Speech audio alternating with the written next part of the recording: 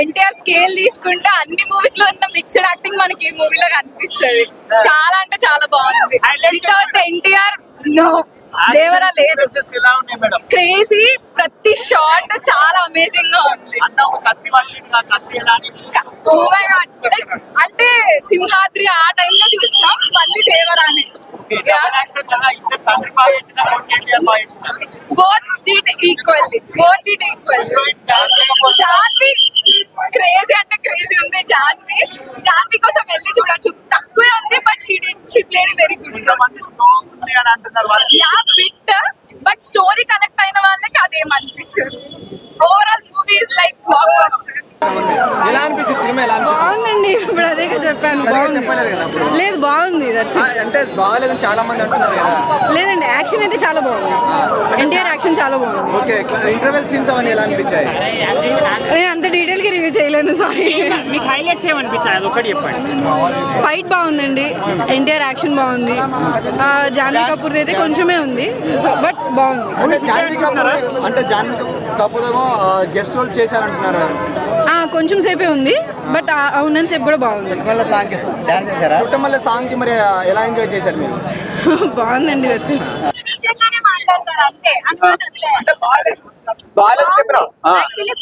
చాలా బాగుంది. ఎలా చూపించారు ఎన్టీఆర్ ని? ఫస్ట్ హాఫ్ అయితే సూపర్, చాలా బాగా చూపించారు. పెద్ద ఎన్టీఆర్ నచ్చారా, చిన్న ఎన్టీఆర్ నచ్చారా? డ్యూయల్ రోల్ గా ఇద్దరు సూపరే. ఆచార్య అంటారు. ఇదంతా కూడా స్ప్రెడ్డింగ్. అంటే కొంతమంది దాని ఏమంటారు, పేటీఎం బ్యాచ్లు ఉంటారు. సినిమా బాగున్నా బాగలే స్ప్రెడ్ చేస్తారు. నేను ఎన్టీఆర్ అభిమాని, కానీ నేను సినిమా బాగుందన్నా కానీ నమ్మొచ్చు నమ్మకపోవచ్చు, కానీ ప్రభాస్ ఫ్యాన్ కానీ, అల్లు అర్జున్ ఫ్యాన్ కానీ, చరణ్ గారి ఫ్యాన్స్ కానీ, ఓవరాల్ గా ప్రతి ఒక్క ఫ్యాన్ కూడా సినిమా బాగుందని అన్నారు.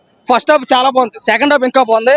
ప్రతి ఒక్కరికి కూడా ఉంటదన్న. ఎందుకంటే బాహుబలి 1 చూసాం, బాహుబలి 2 చూసాం, కేజీఎఫ్ 1 చూసాం, కేజీఎఫ్ 2 చూసాం. 2 చూస్తే కనుక తెలుస్తుంది ఫస్ట్ హాఫ్ లో ఏముందన్నదని. కొంచెం లాగ్ అని మీకు అనిపించవచ్చు, కానీ నాకు అనిపించదు కదా. సినిమా చాలా బాగుంది. ఇంకా కొరటాల శివ గారి డైరెక్షన్ అయితే సూపర్.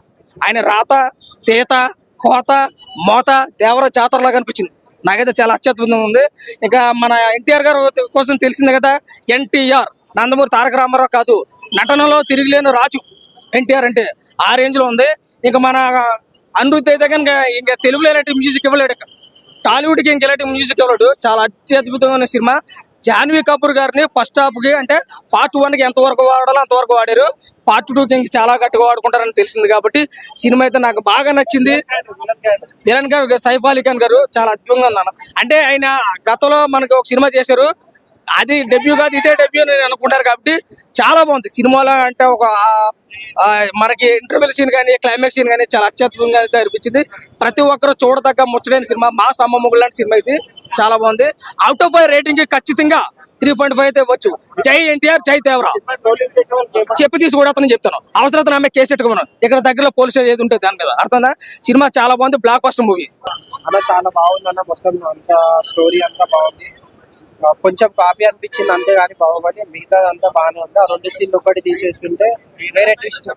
ఇది లాస్ట్ లో దేవరాని ఎందుకు చంపిండో అదొక ట్విస్ట్. అది కాకుండా వేరే ట్విస్ట్ పెడితే ఇంకా బాగుంటుంది అనిపించింది. హైలైట్స్ అంటే ఏం చెప్తాను? మూవీ సాంగ్స్ అన్న, సాంగ్స్ క్రేజీ ఉన్నాయి. ఒక్కొక్క బీజిఎం కూడా చాలా బాగుంది. ప్రతి ఒక్క ఫైట్ చాలా రియలిస్టిక్ గా ఉంది. సూపర్ అనిపించింది అన్న. కెమిస్ట్రీ అంతా లేదన్న. తను చాలా కొన్ని సీన్స్ లోనే వచ్చింది, చాలా ఎక్కువగా చూపించలేదు. కానీ వచ్చిన సీన్స్ లో ఫుల్ గా కవర్ చేశాడు, కానీ కెమిస్ట్రీ ఏమంత లేదన్న. బీజిఎం సూపర్ ఉంది. ప్రతి ఒక్క ఫైట్ కానీ, మ్యూజిక్ కానీ సూపర్ ఉంది. అందరం ఫుల్ డాన్స్. అతను సూపర్ యాక్టింగ్ అన్న, క్రేజీ యాక్టింగ్. అసలు బాడీ అంతా మొత్తం బౌన్సర్లతో మస్తు అనిపించింది. అతని యాక్టింగ్ కూడా బాగుంది. ఎక్కువ డైలాగ్ లేకపోయినా అతను బాడీ లాంగ్వేజ్ తో మొత్తం మూవీ మొత్తం అతనే cover చేసినట్టుంది.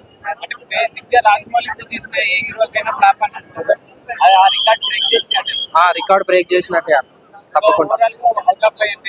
Out of 5 5 out of 5 అన్న.